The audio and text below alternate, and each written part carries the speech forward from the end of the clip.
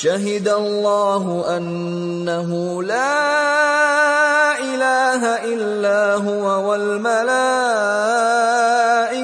وأولو العلم قائما بالقسط. رب العالمين والصلاة والسلام على سيد المرسلين وعلى آله وصحبه أجمعين ومن تبعهم بإحسان إلى يوم الدين. أعوذ بالله من الشيطان الرجيم. بسم الله الرحمن الرحيم. وما خلقت الجن والإنس إلا ليعبدون. وقال تعالى ولقد بعثنا في كل أمة رسولا أن اعبدوا الله واجتنبوا الطاغوت. طلبہ گرامی، اس سے پہلے کہ ابتدائی دروس میں ہم نے شیخ محمد بن عبدالوہاب رحمہ اللہ کی شخصیت اور سیرت کے متعلق اور ان کے نام کام سے متعلق کچھ باتوں کا تذکرہ کیا تھا، اس تناظر میں کہ ہم جس کتاب کو پڑھنے جا رہے ہیں اس کتاب کے مؤلف اور مصنف کی حیثیت سے ان کو اور ان کے زمانے کے پس منظر کو جانیں۔ کسی بھی کتاب کو سمجھنے اور پڑھنے میں اس کتاب کے لکھنے والے اور اس ماحول کو جس میں وہ لکھی گئی ان کے بارے میں جانکاری سے کافی مدد اور تعاون ملتا ہے، اور کتاب کی اس کے مواد کی اہمیت و افادیت کا احساس بھی ہوتا ہے۔ گزشتہ دروس میں محمد بن عبدالوہاب کی طرف نسبت کرتے ہوئے لفظ وہابی کا بھی تذکرہ کیا گیا تھا۔ مجھے یہ یاد نہیں رہا کہ شیخ محمد بن عبدالوہاب رحمہ اللہ کی دعوت کے اثرات سے متعلق میں نے کتنی گفتگو کی۔ اگر ہم اسے بھی چھیڑیں تو ایک لمبی چوڑی گفتگو ہو سکتی ہے۔ محمد بن عبدالوہاب رحمہ اللہ کے تعلق سے میں سرسری طور سے تذکرہ کروں، ہو سکتا ہے پہلے بیان ہوا ہو کہ انہوں نے جس ماحول میں آنکھ کھولی تھی، نجد کا، عرب کا علاقہ، جو اس گاؤں میں یہ پیدا ہوئے، عیینہ، یہ ریاض جو موجودہ ریاض شہر ہے اس سے قریب کا ایک قریہ تھا۔ والد صاحب قاضی تھے اور دادا بھی صاحب علم اور عالم تھے، چچا بھی تھے، علمی خانوادے میں پیدا ہوئے۔ تو انہوں نے گھر سے ہی دین کا علم حاصل کیا، لیکن عرب کا پورا ماحول، عجیب عجیب خرافات، شخصیات کی عبادت، اشجار و احجار یعنی پتھروں، درختوں کو مقدس سمجھنا، مختلف قسم کے غارات، جو پہاڑی ہے، غار ہے، فلاں مقدس مقام ہے، جیسے آج کے ماحول میں بھی ہم اپنے گرد و پیش میں کچھ طبقات کو دیکھتے ہیں کہ وہ کسی تصویر کو، منہ مبارک کو، نعلین شریفین کو، کسی پتھر کو، کسی قبر کی مٹی کو، کسی ایسے مقام کو جس کو وہ نام دیتے ہیں چھلاوا، ہمارے یہاں ایک اصطلاح ہے۔ میں کہتا ہوں ابھی سے مالیگاؤں میں ہمارے ایک جگہ ہے، اس کو کہتے ہیں شیخ عبد القادر جیلانی کا آستانہ۔ ان کی قبر بغداد میں ہے۔ یہ برانچے سے پوری دنیا پھیلی ہوئی قبر کی، جس کو ہمارے یہاں بریلوی حضرات چھلاوا یا آستانے کا نام دیتے ہیں، کہ ان کی قبر کی مٹی یا اینٹ کا ٹکڑا ان کے دعوے کے مطابق لا کے یہاں دفن کر دیے۔ فلاں پیر صاحب کی خواب میں آئے کہ میرا فلاں جگہ چھلاوا ہے، تو وہاں مزار کیوں نہیں بناتے یا آستانہ کیوں نہیں بناتے؟ دو آدمی آ کے لوگوں کے سامنے بولتے ہیں ہاں شیخ میرے خواب میں بھی آئے تھے۔ اس طرح کا گورکھ دھندا کوئی نیا نہیں ہے، یہ تاریخ میں ہمیشہ شرک کے تائید کرنے کا شیطانی طریقہ اور ہتھ کنڈا ہے، اور لوگ اس قسم کی چیزوں سے متاثر ہو کے اس کو مزار اور اپنی عبادات یا نظر و نیاز اور اپنی عقیدتوں کا مرکز بنا لیتے ہیں، یعنی شرک گاہ بنا لیتے ہیں۔ ایسی بہت ساری چیزیں شیخ محمد بن عبدالوہاب رحمہ اللہ کے زمانے میں تھی، انہوں نے اس کے خلاف دعوت چھڑی۔ میں نے اس سے پہلے غالباً ذکر کیا تھا کہ تعلیم حاصل کرنے کے لیے اپنے بستی میں جو انہوں نے تعلیم حاصل کی، اس کے بعد بصرہ کا، احسا کا، مکہ اور مدینہ کا مختلف موقعوں پر سفر کیا، بہت سارے اہل علم سے استفادہ کیا۔ محمد حیات السندھی حرم میں ان کو ملے، وہاں ان کے سامنے انہوں نے شاگردی اختیار کی، زانوِ تلفظ طے کرنا جس کو کہتے ہیں اردو میں۔ تو اسی دوران سفر میں انہوں نے بصرہ میں کتاب لکھی تھی، کتاب التوحید۔ میں نے اس سے پہلے ذکر کیا کہ ہم لوگ شرح و ثلاثۃ الاصول کی بجائے اس گھنٹی میں انشاءاللہ کتاب التوحید کا ابتدائی نصف پڑھنا ہے ہمیں۔ یہ کتاب التوحید محمد بن عبد الوہاب رحمہ اللہ جب غرملہ سے انہوں نے اپنی دعوت کا آغاز کیا، اس کے بعد درعیہ کیا کہتے ہیں عیینہ وغیرہ ہے، یہاں کے جو امیر تھے اس وقت قبائلی طور سے وہاں عمارتیں بٹی ہوئی تھیں، اس وقت کے حالات بیان کریں تو بڑے اختلافات اور آپس کے جھگڑے بھی چلتے تھے. تو عثمان بن معمر انہوں نے شروع میں ان کا ساتھ دیا. قرب و جوار کے جو مختلف سرداران تھے اور اس دعوت کے مخالف توحید کے خلاف عمل کرنے والے اور اعتقاد میں مبتلا گمراہیوں میں جو مبتلا تھے، انہوں نے عثمان بن معمر کو مختلف دھمکیاں دی، پریشان کیا، مخالفتیں کی. تو اس نے اپنا ہاتھ محمد بن عبد الوہاب رحمہ اللہ کی دعوت کی تائید میں روک لیا، ورنہ اس نے شروعات کی تھی تو لوگوں کو اکٹھا کیا، اسلام کی تعلیمات کو نافذ کرنے کا اپنے علاقے میں بیڑا اٹھایا، یہاں تک کہ زنا کی سزا رجم وغیرہ کو بھی نافذ کیا. لیکن کچھ ہی دن گزرا کہ انہوں نے شیخ محمد عبد الوہاب کا ساتھ چھوڑ دیا اور اپنا ہاتھ کھینچ دیا اور اپنے یہاں سے نکلنے میں مجبور کیا.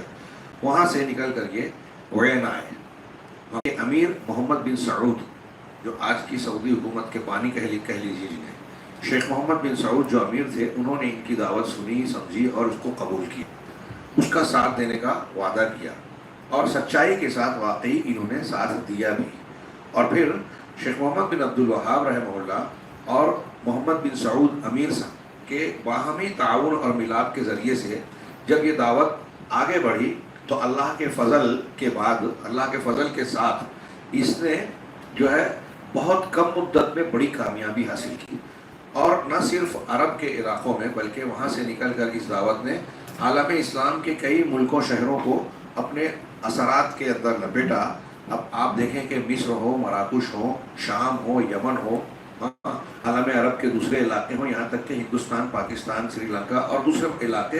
کوئی بھی علاقہ آپ کو کسی نہ کسی شکل میں شیخ محمد بن عبد الوہاب رحمہ اللہ کی تجدیدی دعوت جو عبارت تھی کہ امت کو ان کی اصل کی طرف، یعنی اللہ تبارک و تعالیٰ نے جو خالص دین عطا فرمایا ہے اس کی اصل یعنی توحید اور رسالت اور آخرت کے ان عقائد کی طرف ان کو لوٹایا جائے اور سارے اعمال اور احکام و شرائع میں ان سارے مسلمانوں کو ان کی اصل بنیادوں کی طرف پھیرا جائے.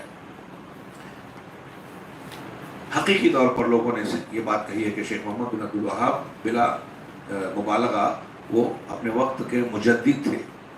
تجدیدی خدمت انجام دی انہوں نے، اور ان کی دعوت پوری دنیا کے مختلف حصوں کو کسی نہ کسی شکل میں اپنے اثرات تک، اپنے اثرات سے جو ہے بہراور کیا.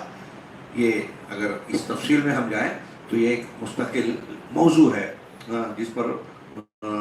لوگوں نے لمبی چوڑی کتابیں اور تحریریں لکھی ہیں. آپ اس کا مطالعہ کر سکتے ہیں. شیخ محمد عبد الوہاب رحمہ اللہ کے تجدیدی کارناموں کی شکل میں 2 جلدوں میں ابھی اردو زبان میں بھی کتاب چھپی ہے. شیخ فریوائی صاحب کے یہاں سے بھی کتاب چھپی ہے. تو ان کے اثرات دعوت کے بہت پھیلے پھولے، اور جب دعوت کے اثرات پھیلتے ہیں تو مخالفت بھی ہوتی ہے. لہٰذا ان کے تعلق سے بہت سارے الٹے سیدھے الزامات، ایسی باتیں جو ان کے عقیدے اور مذہب سے، منہج سے تعلق نہیں رکھتی تھی، ان کا انتصاب کیا جانا، اور نہ صرف مسلمان بلکہ غیر مسلموں میں بھی کی طرف سے بھی جو مستشرقین تھے جن کا مقصد ہی تھا اسلام اور مسلمانوں کو نشانہ بنانا، انہوں نے اس تحریک کو بطور خاص نشانہ بنایا. شیخ محمد بن عبد الوہاب رحمہ اللہ کو جب محمد بن سعود کی تائید حاصل ہوئی تو اللہ کے بعد ان کی تائید کے ذریعے سے اللہ تبارک و تعالیٰ نے عرب دنیا میں اس کو قوت دی، بنیاد فراہم کی. اور دیکھتے ہی دیکھتے، یہاں میں ان واقعات کی تفصیل میں جانا نہیں چاہتا، صرف یہ بتانا چاہتا ہوں کہ وہاں توحید اور توحید کی تعلیمات کو جہاں استقرار حاصل ہوا، اللہ تبارک و تعالیٰ نے دنیاوی طور سے بھی ان کو برکتوں سے نوازا. وہ ہم یہ کہہ سکتے ہیں کہ توحید کی برکت سے اللہ تبارک و تعالیٰ نے ان کو دنیا کی نعمتوں سے بھی اور بہت ساری ایسی چیزوں سے نوازا جس کے ذریعے سے وہ ان وسائل میں دعوت کے طور پر ان وسائل کا استعمال کیا. اور آج ہم دیکھ رہے ہیں کہ اس دعوت کے اثرات اور امتداد ہیں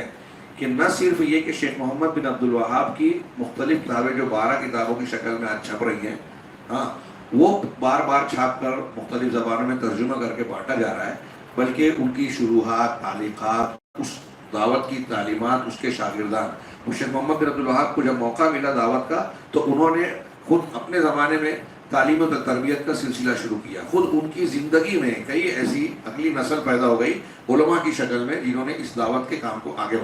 بڑھایا اور اس کو تقویت پہنچائی. پھر بتدریج علماء کا یہ سلسلہ بڑھتا گیا. یہ میں بہت اہم بات بتا رہا ہوں کہ اس دعوت نے ایسے علماء پیدا کیے جنہوں نے پوری دنیا میں اپنے علاقے سے لے کر ہی نہیں دنیا میں جو ہے توحید و سنت کے پیغام کو پہنچایا کتابی شکل میں دعوت و تبلیغ کے مختلف ذرائع کو اختیار کرتے ہوئے. اور پھر بتدریج یہ محمد بن سعود اور ان کے آل اولاد جو سعودی خاندان کے طور پر آج حکومت سعودیہ پر اللہ تبارک و تعالیٰ نے ان کو محفوظ رکھا ہے, اللہ انہیں محفوظ رکھے, وہ اس دعوت کی محافظ کی حیثیت سے آج بھی کام کر رہے ہیں. اور بتدریج دھیرے دھیرے جیسے جیسے وسائل بڑھے, ترقی حاصل ہوئی, چھوٹے مدرسے اور یونیورسٹیاں قائم کی گئی. اور آپ دیکھ رہے ہیں کہ یہ جو آج پوری دنیا سے طلبہ سعودی کی جامعات میں جا کر پڑھتے ہیں, جن کے اخراجات کا آنے جانے کا اور رہائش کا سارا انتظام حکومت اختیار کرتی ہے, اور پھر وہ وہاں قرآن و حدیث کی خالص دینی تعلیم منہج سلف پر پڑھ کر اپنے اپنے علاقوں میں جاتے ہیں, دعوت و تبلیغ کا کام کر رہے ہیں. نہ صرف یہ کہ وہ پڑھ کر واپس چلے گئے, بلکہ سعودی حکومت ان میں سے ایک بڑی تعداد کی نگرانی اور کفالت کرتی ہے اس بنیاد پر کہ وہ توحید و سنت کی دعوت کو لوگوں میں عام کریں. صرف یہ ایک کارنامہ اگر اس کی تفصیل آپ معلوم کریں تو سعودی حکومت کا بے مثال ہے عالم اسلام میں. اور یہ شیخ محمد بن عبد الوہاب اور محمد بن سعود رحمہم اللہ کے درمیان باہمی جو معاہدہ کہہ لیجئے اور اتفاق تھا کہ قرآن و حدیث کی اس دعوت کو ہمیں آگے بڑھانا ہے, اس کا امتداد ہے, اس کی ترقی یافتہ شکل ہے, جو آج پوری دنیا میں ہم کو اپنی کھلی آنکھوں سے نظر آ رہی ہے. ساری دنیا کے کتنے 150 سے یا اس سے کچھ کم و بیش ممالک ہیں, شاید ہی کوئی ملک ہو جہاں مسلمان آباد ہو اور سعودی حکومت میں سعودی عرب میں جو ہے وہ وہاں کے بچے تعلیم حاصل نہ کرتے. تھوڑی دیر کے لیے سوچیے, دنیا میں کوئی اور ملک اس طرح کا انتظام کرتا ہے, کیوں کرتا ہے؟ اور سعودی کی یہ خوبیاں, یہ تو میں صرف ایک چیز کا ذکر کر رہا ہوں, قرآن کی اشاعت طبعات دنیا میں پھیلانا, مبلغین اور دعات کی کفالت, دنیا کے ہر خطے میں مساجد کی مدارس کی تعمیر کرنا. دنیا یہ اس کام میں کوئی بھی کافی حد تک اس کا شریک ہے. صدام حسین کے حملے سے پہلے کویت کے سالانہ حکومت کے بجٹ میں 8% خرچ جو ہے اسلام کی دعوت پر جو ہے ان کے لیے وقف تھا, متعین تھا. 8% کویت حکومت کا. اور اگر ہم تفصیل اور ڈیٹیل میں جائیں تو افریقی ممالک میں اور بعض مخصوص ممالک میں جو عیسائیوں اور نصارہ کے مبلغین, جن کو مبشرین کہتے ہیں عربی میں, ان کے, اس لیے کہ انجیل کا معنی بشارت ہوتا ہے اور انجیل کی تبلیغ کرنے والے کو مبشر کہتے ہیں وہ لوگ, عرب والے. تو یہ جو تھے ان کا ٹارگٹ تھا کہ سن 2000 اس سے کئی سالوں پہلے 80 وغیرہ کی دہائی میں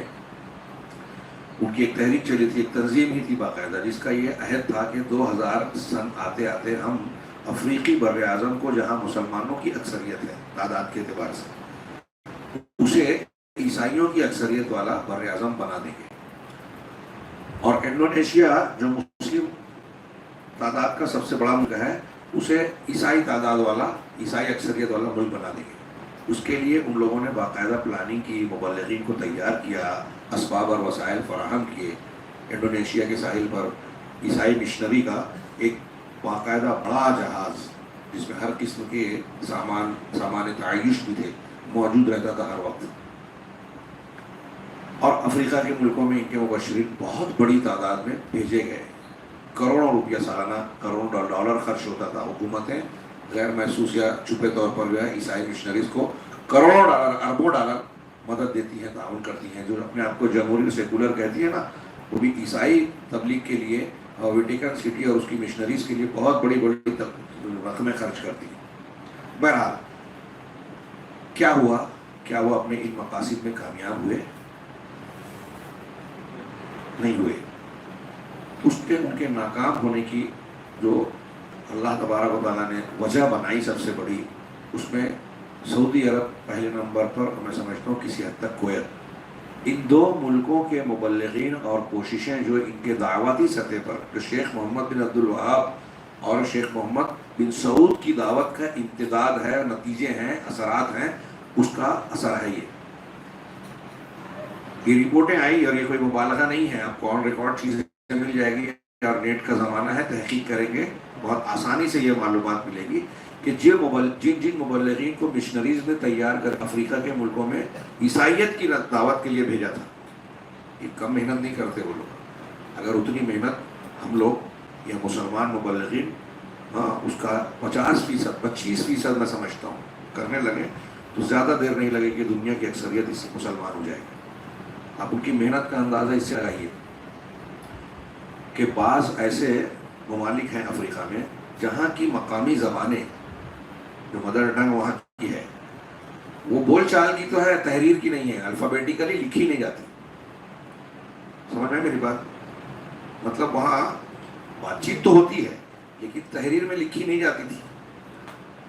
ان زبانوں کو یہ عیسائی مبلغین نے سیکھا، کیسے؟ وہاں جا کے رہے، زبان سے مطلب ایسے وہاں کے اساتذہ سے سیکھا، سیکھنے کے بعد الفابیٹیکلی انہوں نے اس کو لکھنے کے لیے خود طریقہ ایجاد کیا، اور پھر الفابیٹ جو خود بنائے وہ وہاں کے مقامی باشندوں کو سکھا کے اس کو اسی طرح جاری کیا۔ زبان سیکھنے کے بعد، ان کی درمیان رہنے کے بعد، نہ صرف ان کی زبان بلکہ ان کا رہن سہن ثقافت سیکھی اور ان کے اندر دعوت و تبلیغ کا کام کیا۔ اس کے نتیجے میں بہت سارے لوگ عیسائی بھی ہوئے، نہیں ہوئے ایسا نہیں ہے، لیکن سعودی عرب کے جو جامعہ اسلامیہ کے خاص طور سے اور دوسرے جامعات میں جو پڑھے ہوئے مبلغین ہیں، وہ پڑھ کر جب اپنے اپنے ملکوں میں لوٹے تو انہوں نے ان مشنریز کی دعوتی کاموں کا مقابلہ کیا، اس کا جواب دینے کی کوشش کی۔ ان لوگوں نے مسلمانوں میں جو اسلام کے متعلق، قرآن سے متعلق، نبی کریم صلی اللہ علیہ وسلم کی حیات طیبہ کے متعلق شکوک و شبہات، احادیث کے بارے میں جو شکوک و شبہات پھیلا رکھے تھے، ان علماء نے ان کے جوابات دیے، اس کی تشفی کا سامان کیا، جن لوگوں کے ذہن و دماغ میں مطلب کچھ اس طرح کے سوال اٹھتے تھے اس کا جواب دیے، مختلف شہروں اور بستیوں میں اسلامک سینٹرز قائم کیے، جہاں پتہ چلتا کہ وہاں عیسائیت کی تبلیغ چل رہی ہے، وہاں جا کے اسلام بتاتے، عیسائیت کے تعلق سے اس کے حقائق کو بیان کرتے، اور جو ضرورت پڑتی دعوتی اعتبار سے اس کو اختیار کرتے۔ شاہ فہد رحمہ اللہ جو خادم الحرمین کہلاتے تھے، ان کے زمانے میں انہوں نے جامعہ اسلامیہ کو اپنے انڈر میں لے لیا تھا، خود اس کی نگرانی کرتے تھے، اور اس وقت ہمارے علماء نے بتایا کہ شاہ فہد کا کہنا یہ تھا کہ یورپ اور امریکہ کا اگر کوئی نو مسلم ایک سادے کاغذ پہ بھی لکھ کر بھیج دیتا ہے کہ مجھے دینی تعلیم حاصل کرنی ہے، میں جامعہ اسلامیہ میں پڑھنا چاہتا ہوں، تو بغیر کسی لمبی چوڑی کارروائی کے فوراً اس کا داخلہ کیا جائے، تاکہ اس کو یہاں لا کے وہ نو مسلم ہے اسلام سکھایا جائے، اور پھر سکھا کے کہا جائے کہ اپنے رشتہ داروں متعلقین میں جا کے عیسائیوں میں اب دین پھیلائیے۔ ہمارے یہاں لوگ بولتے ہیں، ابھی گزشتہ سال 2 سال پہلے تک کی یہ رپورٹ تھی، تازہ نہیں پتا، کہ دنیا میں دوسرے مذاہب کی جو تبلیغ کی جاتی ہے اور لوگ اسے اختیار کرتے ہیں، اس کے مقابلے میں اسلام کے پھیلنے کی رفتار 500% زیادہ ہے دوسروں کے مقابلے میں۔ اتنی مخالفت ہو رہی ہے، آپ عالمی سطح پہ ہم لوگ روز رونا روتے ہیں نا، مسلمانوں اور اسلام کے چہرے کو مسخ کرنے کے لیے، بگاڑنے کے لیے 1000 سے زیادہ چینلز کام کر رہے ہیں، ٹی وی چینلز، آج تو نیٹ اور یوٹیوب چینل سے ان کی تو شاید گنتی بھی نہ ہو، ریڈیو اسٹیشن چلتے تھے، اخبارات وقف ہیں اس کے لیے، بہت سارے ذرائع ابلاغ اس پہ، ہتھیار والی جنگ سے زیادہ میڈیا میں جنگ ہو رہی ہے اسلام کے خلاف، کتنا جتن کر رہے ہیں۔ کوئی ایک محاذ اور راستہ ایسا نہیں ہے جہاں دشمنان اسلام نے اپنے ماہرین کو بٹھا کر اسلام کو نشانہ نہ بنایا اور نہ بنا رہے ہو، ایک جگہ نہیں۔ اس کے باوجود، اتنی مخالفت کے باوجود، سوچیے یہ اسلام کے برحق ہونے کی ایک بہت ہی شاندار، جاندار اور نمایاں دلیل ہے کہ جس دین کی اتنی مخالفت ہو رہی ہے وہ بڑھ رہا ہے بجائے گھٹنے کے۔ مسلمان مارے کھوکے جا رہے ہیں، الگ بات ہے کہیں مختلف علاقوں میں، لیکن نئے لوگ اسلام قبول کریں اور وہ زیادہ دین پھیلا رہے ہیں۔ اب غور کیجیے کہ اتنی مخالفت جتنی اسلام کی ہو رہی ہے نا، اس کا 10-5% بھی اگر دوسرے مذاہب کے تعلق سے اگر ایسی کوششیں ہوں تو کچھ ہی سالوں میں وہ دنیا سے مٹ جائیں گے، کیونکہ وہ غیر فطری ہے، باطل ہے۔ اسلام کی جتنی مخالفت ہو رہی ہے اتنا وہ پھیل رہا ہے، جہاں تک نہیں پہنچا تھا وہاں پہنچ رہا ہے، یہ اس کی حقانیت کی دلیل۔ لیکن ذریعہ کیا بن رہا ہے؟ میں جو تھوڑی بات میری لمبی ہو گئی، بیان یہ کرنا چاہتا ہوں کہ شیخ محمد بن عبد الوہاب اور محمد بن سعود کا جو ملاپ ہوا تھا،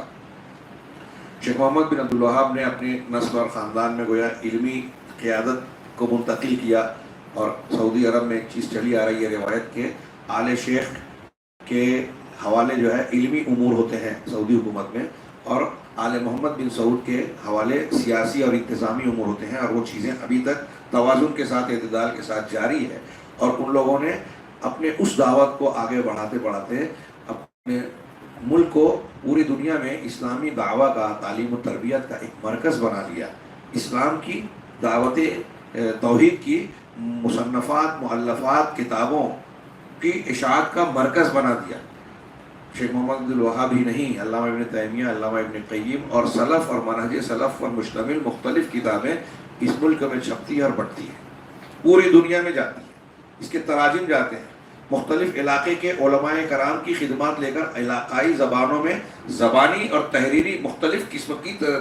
دعوتی اور تبلیغی سرگرمیاں جاری ہیں۔ تو میں یہ جو تفصیل بتا رہا تھا کہ اس کا نتیجہ یہ نکلا کہ یہ جو شاہ فہد نے ذمہ داری لی تھی، اور پھر انہیں جب پتہ چلا کہ افریقی ممالک اور ادھر کے لوگ اس طرح ٹارگٹ ہیں عیسائی مشنریز کا، تو اپنے جامعہ اسلامیہ کے فارغین اور ان کے بارے میں کہا کہ جو لوگ ان ممالک کے رہنے والے ہیں، اگر آپ دعوت و تبلیغ کا کام کرتے ہیں تو آپ کو جو وسائل درکار ہیں ہم دینے کے لیے تیار ہیں، جو چاہیے کتاب، پیسہ اور دوسرے اسباب سب ہم فراہم کریں گے۔ آپ وہاں اسلامک سینٹرز، قدم قدم پر اسلامک سینٹرز قائم ہوئے۔ یورپ اور امریکہ میں بڑی بڑی آپ کو اسلامک لائبریری ملے گی۔ ویٹیکن سٹی جو کیتھولک چرچ کا مرکز ہے دنیا میں، اور عیسائی دنیا نے اس کو ایک الگ، اٹلی کا ایک الگ ملک، اٹلی کا ایک شہر تھا ویٹیکن، اس کو ایک چھوٹا ملک، دنیا کا سب سے چھوٹا ملک کہا ہے سینٹ پال، وہ ان کا کیتھولک چرچ کا مرکز ہے وہ، اور وہیں سے مشنریز کے سارے کام چلتے ہیں۔ شاہ فیصل نے اپنے زمانے میں وہاں اسلامک سینٹر قائم کرنے کی شروعات کی تھی، اس کو کسی نہ کسی بہانے روکتے تھے، اور شاہ فہد کے زمانے میں آخر میں اس کام کی تکمیل ہوئی۔ ویٹیکن شہر میں ایک بڑا اسلامک سینٹر قائم کیا سعودی عرب نے اپنی نگرانی میں، اپنی کوشش سے، جس میں مسجد بھی ہے، بہت بڑی لائبریری ہے، ریسرچ ہال ہے، کانفرنس ہال ہے، وہاں مختلف دعوتی کاموں کے کرنے کی کوشش کی جاتی ہے۔ اس میں بڑی شرائط لوگوں نے رکھے، رکاوٹ آنے کی، لیکن سب کیا، پورا کیا۔ ایسے ہی انہوں نے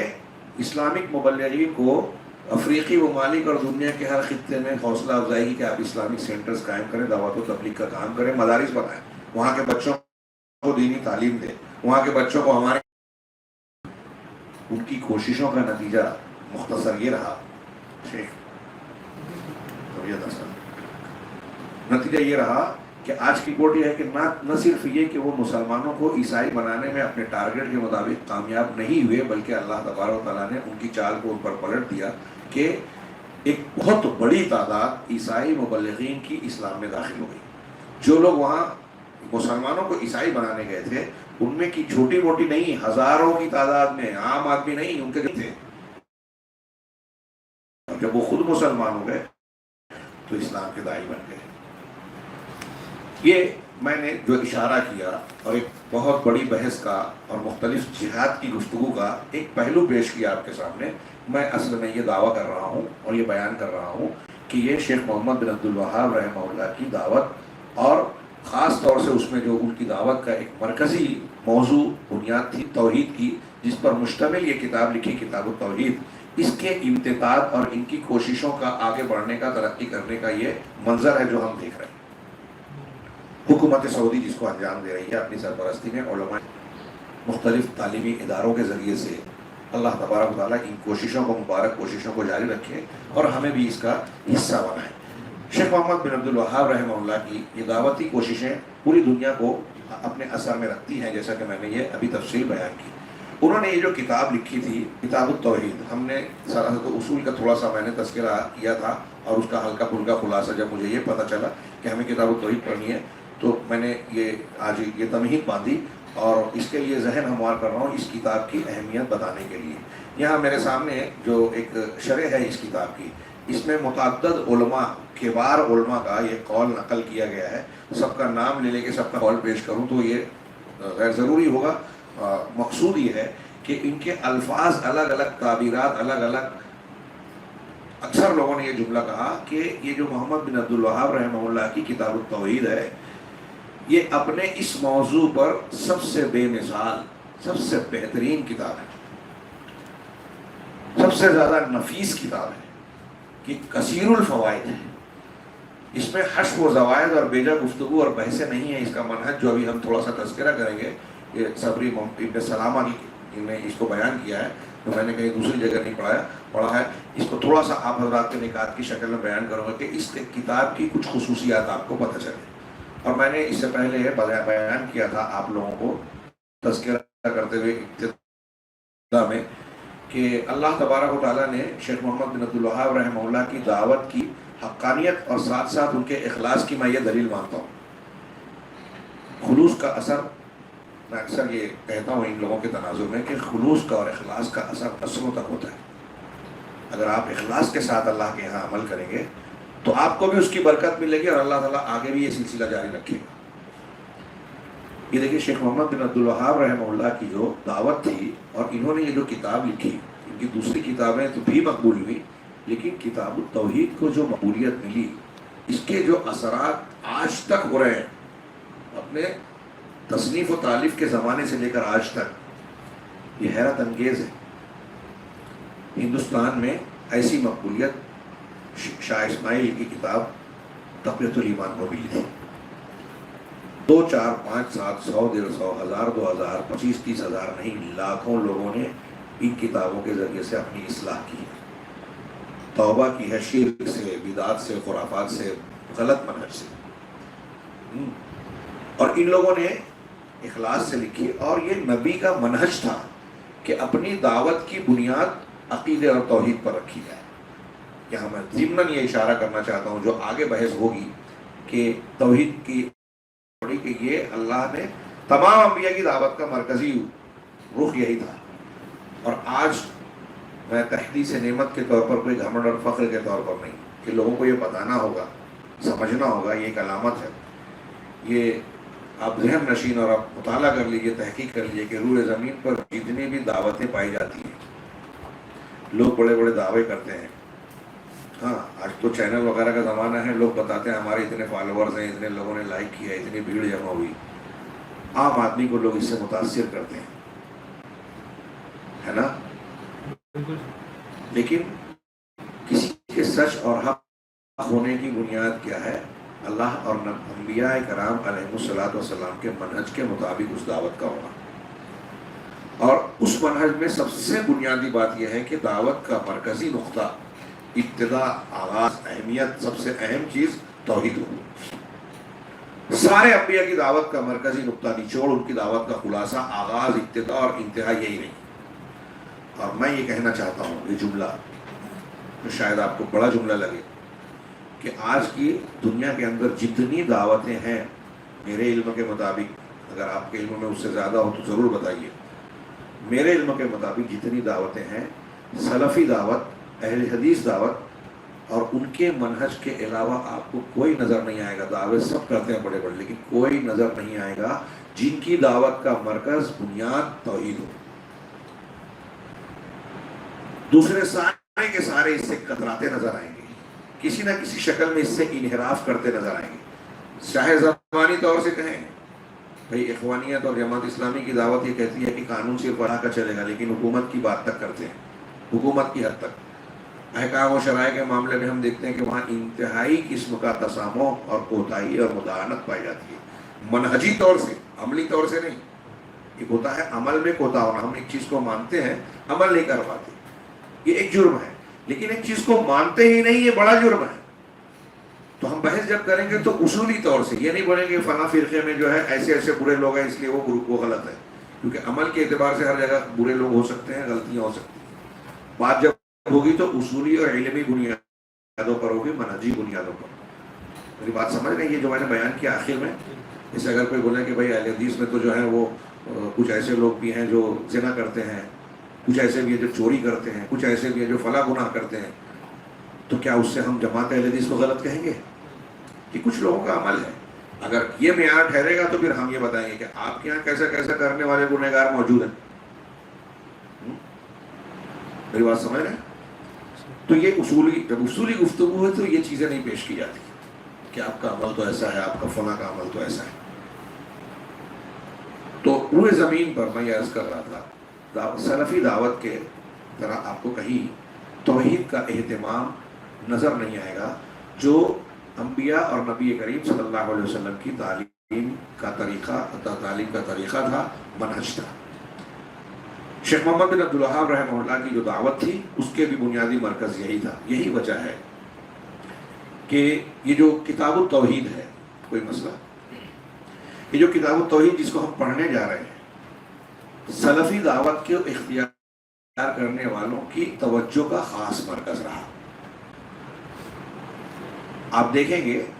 کہ پوری دنیا میں یہ کتاب التوحید کو یوں تو عمومی طور سے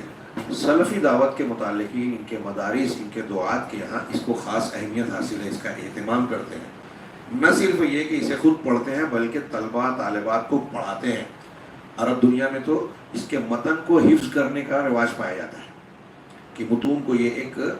اصل اور بنیاد کی تاثیر کی حیثیت رکھنے والی کتاب ہے۔ اس میں جو ابواب کی ترتیب ہے، اس میں جو باریکیاں ہیں، بہت شاندار، بہت جاندار، بڑی خوبیاں ہیں اس کتاب میں۔ تو اس کے مد نظر سلفی دعوت کے لوگوں نے، علماء کرام نے، کبار علماء نے اس پر خاص توجہ دی۔ یہی وجہ ہے کہ اس کی کئی شرحیں لکھی، اس پہ حواشی لگائے گئے، اس پر اس کے ترجمے کیے گئے، اس کو پڑھنے پڑھانے کا اہتمام کیا گیا، مدارس میں نصاب میں داخل کی گئی۔ طلباء جو دعوت کا کام کرتے ہیں، طلباء اور علماء، ان کے لیے لازم قرار دیا گیا کہ اپنے سامنے یہ کتاب ضرور رکھیں۔ کثیر الفوائد ہے، دعوت کے کام میں آپ کو بہت مدد دینے والی ہے۔ اگر اس کے مضامین کو آپ سمجھیں تو اسلام کے سب سے بنیادی مرکزی موضوع کو، بنیاد کو سمجھنے میں نہ صرف آسانی ہوگی بلکہ آپ دوسروں کو سمجھانے کے بھی لائق ہوں گے۔ آج ہمارے سماج معاشرے میں مختلف قسم کے توحید کی کمیاں، کمزوریاں جو پائی جاتی ہیں، اس کی ضد شرک اکبر، شرک اصغر یا بدعات کی شکل میں جو موجود ہیں، اس کو سمجھانے میں یہ کتاب آپ کے لیے بہت معاون و مددگار ہوگی۔ اس لیے اس کتاب کو آپ خصوصی طور سے توجہ کے ساتھ اس کو انشاءاللہ پڑھیں گے اور مطالعہ کریں گے۔ میں وقت زیادہ ہو گیا، ہاں، تو اختصار کے ساتھ 10:40 میرے ادھر گھنٹی ہے، میں اختصار کے ساتھ چند نکات جو انہوں نے پیش کیے ہیں کوشش کروں گا کہ تفصیل میں نہ جاؤں، کیونکہ تفصیل میں جاؤں گا تو بہت کم پڑے گا۔ انہوں نے بتایا کہ کتاب التوحید میں محمد بن عبد الوہاب رحمہ اللہ کا منہج کیا ہے۔ یہ آپ کو دوسری جگہوں پہ نہیں ملے گا، یہ آپ سامنے رکھیں تو اس کی اہمیت بھی معلوم ہوتی ہے اور آپ کو کتاب کے سمجھنے میں بھی مدد ملتی ہے۔ تو انہوں نے منہج کو بتاتے ہوئے پہلی بات کہی کہ یہ اثری کتاب ہے۔ اثری، اثر مطلب وہ کتاب جس کے اندر قرآن، حدیث، آثار اور سلف کے اقوال پر اعتماد کیا گیا ہے۔ ہاں، یعنی اپنے فکر اور ذہن کی باتیں، اس میں ایک کتاب آدمی لکھتا ہے تو اس میں اپنے دماغ سے بہت ساری باتیں بیان کرتا ہے نا، اپنے ذہن کی اپج بیان کرتا ہے، وہ چیزیں اس میں نہیں ہیں۔ آگے اس کی تھوڑی اور وضاحت آئے گی۔ نمبر 2، ہر باب کی ابتدا کسی آیت سے یا کئی آیات سے ہوئی یا کسی حدیث سے یا اثر سے اس کا آغاز کیا گیا۔ یعنی آپ پڑھیں گے کہ عنوان امام محمد بن عبدالوہاب نے قائم کیا اس کتاب میں، اور شروعات جو کی تو قرآن کی آیت سے، کبھی ایک آیتیں، کبھی کئی آیتیں، کبھی آیت نہیں تو حدیث یا سلف کے اقوال میں سے کسی کے قول کے ذریعے سے آغاز کیا۔ تیسرا یہ کہ جب قرآن اور حدیث کی نص نقل کی تو اس کے بعد کچھ مسائل بیان کیے، فیہ مسائل کہہ کے شیخ محمد بن عبد الوہاب نے، جو حقیقت میں عنوان جو ان کا قائم کیا ہوا ہے اور اس عنوان سے متعلق جو قرآن کی آیت یا حدیث یا آثار پیش کیے ہیں، اس سے نکلنے والے مستنبط مسائل ہیں، اس سے نکلنے والی باتیں ہیں، ثابت ہونے والی باتیں ہیں کہ ان نصوص سے اور آثار سے یہ بات حاصل ہوتی ہے، یہ فائدہ ہمیں مل رہا ہے۔ تو بہت ہی آسان اور سیدھے سادے انداز میں دلیل پیش کی اور اس سے یہ بتایا کہ دیکھو ان دلیلوں سے یہ بات نکل رہی ہے۔ تو فیہ مسائل کے ذریعے سے انہوں نے صرف ان نصوص سے نکلنے والے فوائد کو بیان کیا ہے، اپنے دماغ اور ذہن اور اجتہاد کی صرف بات نہیں رکھی ہے۔ کوئی یہ نہیں کہہ سکتا کہ اس میں شیخ محمد بن عبد الوہاب رحمہ اللہ کی اپنی بات ہے، ہاں، اور یہیں سے اس کی یہ افادیت معلوم ہوتی ہے کہ جو آگے انہوں نے طریقہ بتایا ہے اس میں ایک نقطہ بتایا کہ گویا وہ اشارہ کرنا چاہتے ہیں کہ یہ میری بات نہیں ہے، یہ اللہ کی بات ہے، رسول کی بات ہے، دین کے منہج کی اور بنیاد کی بات ہے، لہٰذا آپ کو قبول کرنا چاہیے، ماننا چاہیے۔ ہر اس شخص کو جو کلمہ پڑھتا ہے، اپنے آپ کو مسلمان بولتا ہے، اسے قرآن حدیث تو ماننا ہی چاہیے نا۔ تو یہ باتیں جو اس میں پیش کی جا رہی ہے وہ قرآن اور حدیث کی ہے، میری نہیں ہے، وہ اس میں اشارہ ہے۔ تیسری چوتھی چیز جو ہے کہ اس میں مختلف موضوعات کو جو عقیدے اور توحید سے متعلق ہے، کتاب کے موضوع سے متعلق ہے، مختلف موضوعات کو اس انداز میں پیش کیا گیا ہے کہ پہلے اس کو اجمالاً یعنی اختصار کے ساتھ بنیاد کے طور پر ذکر کیا گیا، اور پھر مسائل کی شکل میں اس کو کسی حد تک تفصیل یعنی اجمال سے تفصیل کی طرف گئے۔ ایک علمی چیز ہے۔ پھر اس میں ایک چیز آپ کو یہ کہ جو شیخ محمد بن عبد الوہاب رحمہ اللہ نے اس کتاب میں ترتیب رکھی ہے کہ پہلے یہ باب، پھر یہ باب، پھر یہ باب، ان ترتیب میں بالکل فطری ترتیب کا لحاظ کیا ہے۔ وہ کیا کہ سب سے اہم چیز کو سب سے پہلے، پھر اس کے بعد اس سے کم درجے کی یا بعد میں دوسری چیزوں کا، تو الاہم فالاہم اس کو بولتے ہیں عربی میں۔ سب سے اہم کو سب سے پہلے، پھر اس کے بعد سب سے اہم، پھر اس کے بعد سب سے اہم۔ اور میں یہ کہوں گا کہ اس میں معنوی ترتیب کو بھی انہوں نے ملحوظ رکھا کہ اہم کے ساتھ ساتھ ایک باب کو اگر آپ دوسرے اگلے باب سے ملا کر دیکھیں گے تو کئی جگہ پر آپ کو یہ نظر آئے گا کہ اگلا باب پچھلے باب کی، پچھلا باب اگلے باب کی کسی نہ کسی طریقے سے تائید کر رہا ہے اور مزید وضاحت کر رہا ہے۔ مسئلے سے متعلق دونوں میں مشترکہ جو ہیں ان کی مزید وضاحت اور آسانی پیدا ہوتی ہے پڑھنے والے کو سمجھنے میں۔ تو انہوں نے جو ترتیب رکھی ہے اس میں موضوع کی، مضامین کی اولویات یعنی کون زیادہ بہتر ہے اس کا اعتبار کیا ہے کہ کون زیادہ بہتر ہے، اور توحید الوہیت جو اس کتاب کا اصل موضوع ہے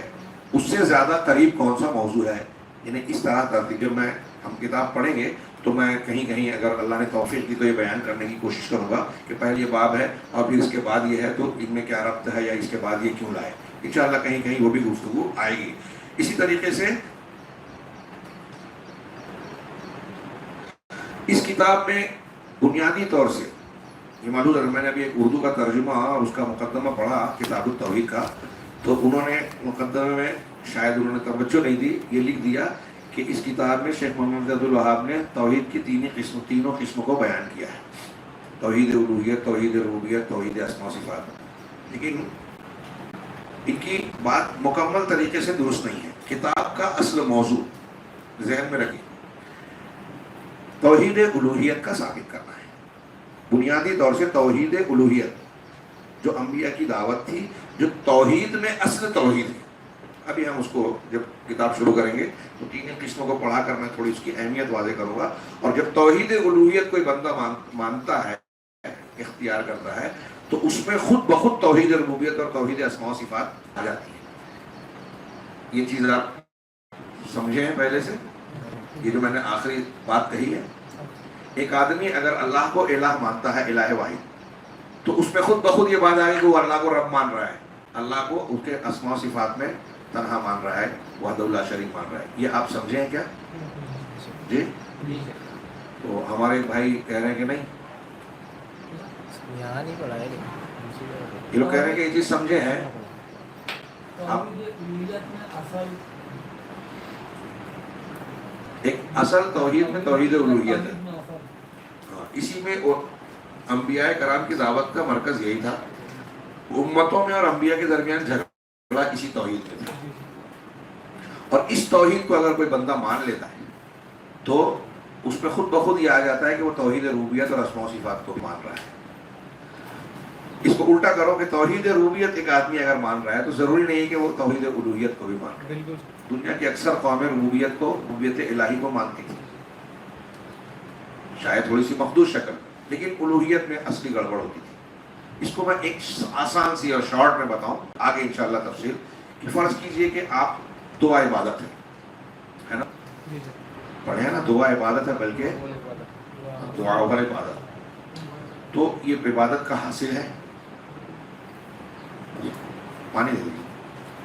دعا جو ہے عبادت ہے۔ اب ہم یہ دعا اللہ کے لیے کر رہے ہیں، تو یہ دعا عمل کی عبادت کے اعتبار سے جب ہم اللہ سے دعا مانگ رہے ہیں تو یہ ہم کس توحید پہ عمل کر رہے ہیں؟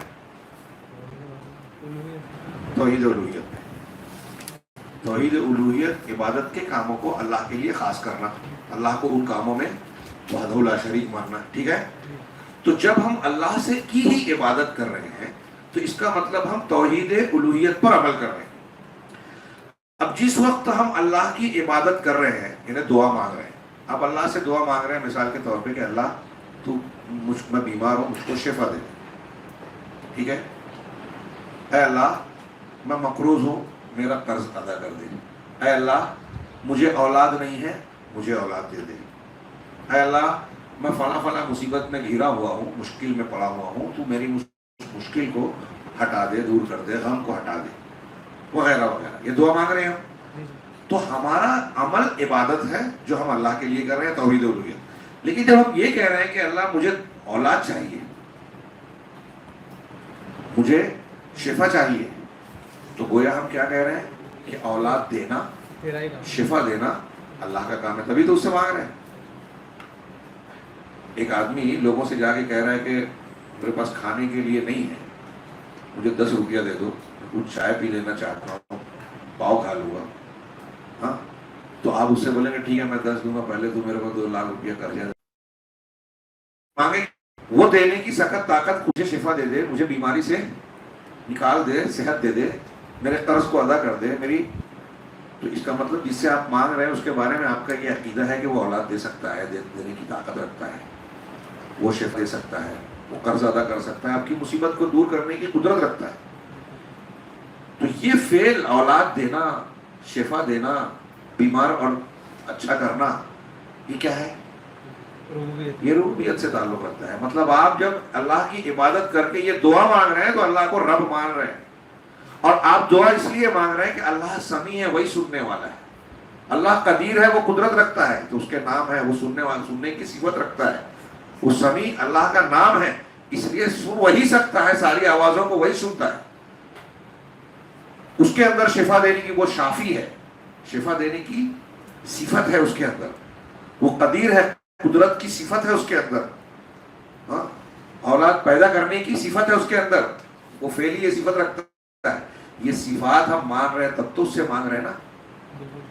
تو توحید الوہیت پر میں بتانا یہ چاہ رہا ہوں اس مثال کی روشنی میں کہ آپ جب اللہ سے دعا مانگ رہے ہیں، یہ ایک مثال ہے، توحید الوہیت میں بہت سی عبادتیں ہیں، تو جب آپ اللہ کی ہی صرف عبادت کرنے کو مانگتے ہیں کہ صحیح یہی ہے، تو خود بخود اس کے اندر یہ آ گیا کہ وہی رب ہے، وہی اسماء و صفات کا اکیلا تنہا، صفات کمال، اسماء حسنی اور صفات علیٰ کا متصف اور اہل ہے، سزاوار ہے، لائق ہے، ٹھیک ہے؟ تو میں یہ کہہ رہا تھا کہ یہ جو انہوں نے چھٹا نقطہ بیان کیا کہ یہ کتاب ایسے تو توحید الوہیت سے متعلق جو مسائل ہیں اس کے علاج کو بیان کرتی ہے اس کتاب میں، نہ کہ دوسروں کو۔ ہاں، دوسرے جو ہیں توحید اسماء و صفات اور توحید ربوبیت جو اس کتاب میں تذکرہ جن میں آ گیا ہے، تو وہ اشارے کے طور پر ہے اور ہلکا پھلکا ان کا تذکرہ ہے۔ یہ مطلب نہیں ہے کہ اس میں توحید ربوبیت اور اسماء و صفات کا بالکل ذکر نہیں ہے، ایسا نہیں ہے، لیکن کتاب التوحید الذی ہوا کیا ہے؟ حق اللہ علی العباد، ماشاء اللہ، کہ توحید وہ توحید جو کہ توحید الوہیت جو کہ بندوں پر اللہ کا حق ہے، ہمارے اوپر اللہ کا حق ہے کہ ہم یہ حق ادا کریں، تو وہ توحید الوہیت ہے۔ یہ لہذا اس کا اصل موضوع توحید الوہیت ہے۔ اسی طریقے سے اس کتاب میں ایک 7واں نقطہ انہوں نے یہ بیان کیا منہج کے تعلق سے کہ مسائل کو جو انہوں نے مرتب کیا ہے یہ نصوص کی ترتیب کے ساتھ، جیسے قرآن کی آیت حدیثیں لائے ہیں اسی حساب سے ترتیب سے آگے انہوں نے مسائل کو مرتب کیا۔ ظاہر سی بات ہے کہ یہ طالبان علم کو پڑھنے والوں کو سہولت ہوگی کہ یہ مسئلہ قرآن کی اس آیت سے نکل رہا ہے، یہ مسئلہ اس حدیث سے نکل رہا ہے، یہ آسانی سے سمجھ میں آئے گا۔ اسی طریقے سے اس کتاب میں بعض افادات انہوں نے شیخ الاسلام ابن تیمیہ اور ان کے شاگرد علامہ ابن قیم سے بھی نقل کیے ہیں، اور آپ نے محمد بن عبد الوہاب رحمہ اللہ کی حیات کا جب تذکرہ ہوا تو پتہ نہیں میں نے اس کا ذکر کیا یا نہیں کیا کہ انہوں نے جو کتابوں کا مطالعہ کیا، یہ کتابوں کے مطالعے کے بہت حریص تھے، اور آپ کو علماء جو بارز اور کبار علماء ملیں گے ان کے یہاں یہ شوق ضرور ملے گا۔ اگر شاید یہ کہا جائے کہ جہاں مطالعے کا ذوق نہیں ہے تو وہ عالم نہیں بن سکتا، شاید غلط نہ ہو۔ مطالعہ ہمارے روح کی غذا ہے، خوب پڑھنا چاہیے۔ کل ہمارے دکتور خطاب کر رہے تھے رات میں، تو کتابوں کے مطالعے کی اہمیت پر زور دے رہے تھے، اور اس میں یہ بھی بیان کر رہے تھے کہ کتابوں کا پڑھنا موبائل کا نہیں۔ آج ہمارے یہاں یہ موبائل والا معاملہ جو چل رہا ہے اس میں وہ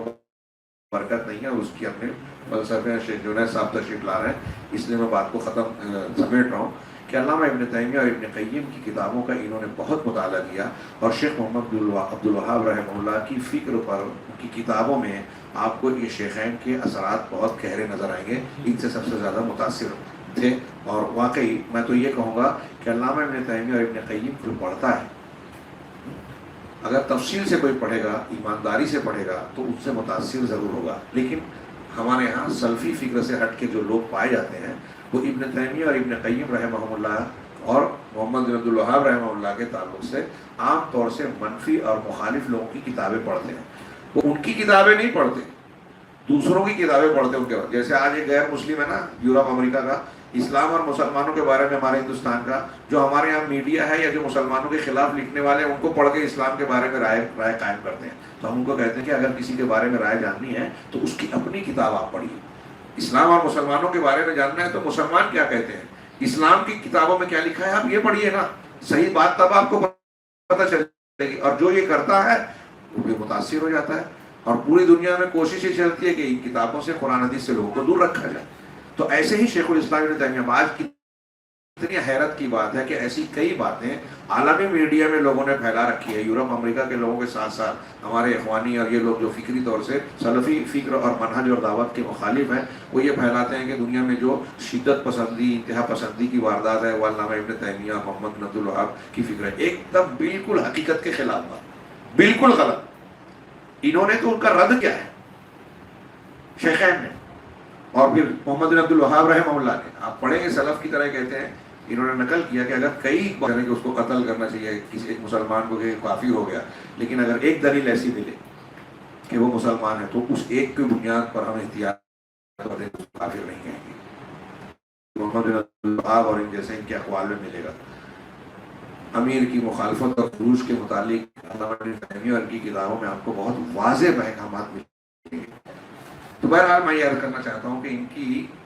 ایسی مخالفتیں کی جاتی ہیں، ایسے ایسے اقوال مشہور ہیں ان کے بارے میں۔ شیخ الاسلام ابن تیمیہ کے بارے میں کہتے ہیں کہ یہ فنا نار، جہنم کے فنا ہونے کے قائل ہیں، اقوال ان کی طرف نسبت رکھتے ہیں، جبکہ یہ صحیح اس پر گواہ ہے۔ لیکن اب جب آدمی حوالہ دے کچھ اس طرح کے بارے میں سوال کیا جاتا ہے کہ ایسی جو بھی بات آپ حضرات کے سامنے آئے، جو لوگ یہ سن رہے ہیں درس، ان سے کہوں گا کہ جب ہم سے یہ مختلف علاقوں میں ہمارے مخالفین یہ سوال کرتے ہیں کہ تمہارے علماء تو یہ کہتے ہیں، ابھی علماء کہتے کہ نہیں کہتے وہ کنارے، ایک جواب آپ لوگ ریڈی میڈ رکھیے اس سوال کا اپنے ذہن و دماغ میں، کہ وہ عالم نے یہ لکھا نہیں لکھا، صحیح لکھا غلط لکھا، یہ ہم بعد میں بحث کریں گے۔ پہلا سوال یہ ہے کہ آپ یہ کہنا چاہتے ہو کہ ابن تیمیہ نے، فلاں عالم نے، نواب صدیق حسن خان نے، مولانا ثناء اللہ صاحب نے، شیخ الکل نے اور فلاں نے یہ لکھا جو غلط ہے، آپ یہ کہنا چاہتے ہو۔ تھوڑی دیر کے لیے ہم مان لیں کہ واقعی غلط ہے، ابھی غلط ہے یا نہیں، میں نے کہا باعث دوسری مان لیتے ہیں،